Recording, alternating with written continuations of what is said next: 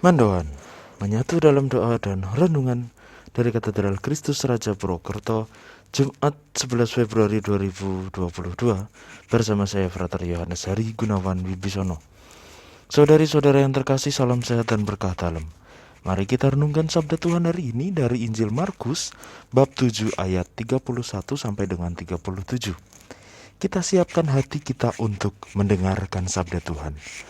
Dalam nama Bapa dan Putra dan Roh Kudus, amin. Semoga Tuhan beserta kita sekarang dan selama-lamanya. Inilah Injil suci menurut Markus, dimuliakanlah Tuhan. Pada waktu itu Yesus meninggalkan daerah Tirus dan lewat Sidon pergi ke Danau Galilea di tengah-tengah daerah Dekapolis. Di situ orang membawa kepadanya seorang tuli dan gagap dan memohon supaya Yesus meletakkan tangannya atas orang itu.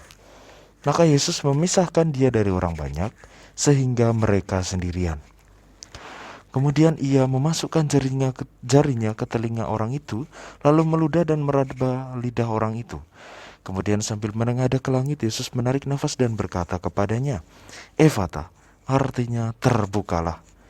Maka terbukalah telinga orang itu, dan seketika itu juga terlepaslah pula pengikat lidahnya, lalu ia berkata-kata dengan baik.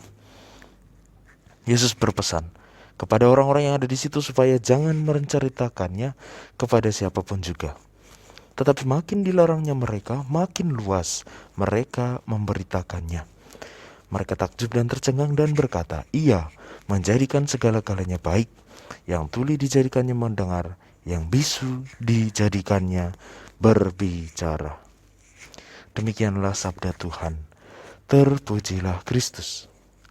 Saudari-saudara yang terkasih dalam Kristus, pada hari ini kita bersama-sama mendengarkan bacaan Injil yang mengajak kita untuk senantiasa yakin dan percaya bahwa sesungguhnya Allah memiliki kehendak bahwa keselamatan diberikan kepada siapa saja yang mau untuk terbuka dan percaya pada kehendak Allah. Kisah penyembuhan orang tuli dan gagap yang dilakukan oleh Yesus di daerah orang kafir senantiasa membuat orang-orang kagum dan mampu untuk memperoleh sukacita. Dalam peristiwa tersebut kita melihat bahwa sungguh Yesus menjadikan segala-galanya baik.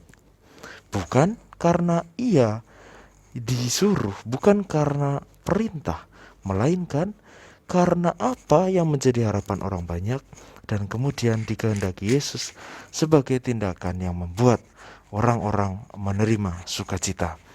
Oleh sebab itu mari bersama-sama pada hari orang sakit sedunia ini kita juga meyakini dan percaya bahwa Allah senantiasa menyertai, memberikan kuasa kesembuhan kepada kita dari sakit apapun. Baik itu sakit mental, sakit fisik, sakit hati kita, sakit perasaan kita, sakit apapun yang kita alami, disitulah kita yakin dan percaya Allah senantiasa menyertai, mendampingi, dan membimbing kita senantiasa. Karena dengan demikian kita memperoleh kesembuhan, tidak hanya kesembuhan jasmani, kesembuhan rohani, dan juga kesembuhan pribadi. Mari kita bersama-sama mohon rahmat Allah agar kita memperoleh rahmat kesembuhan itu sehingga kita semakin dimampukan dalam setiap tugas, karya, dan perutusan yang kita laksanakan. Marilah kita berdoa. Bapa yang penuh kasih, kami bersyukur kepadamu atas bacaan Injil yang baru saja kami dengarkan. Melalui sabdamu, Engkau mengisahkan bahwa sungguh karya keselamatan Engkau kehendaki tidak hanya bagi orang-orang tertentu, tetapi bagi semua orang. Kami mohon bantulah, bimbinglah, dan kuatkanlah kami.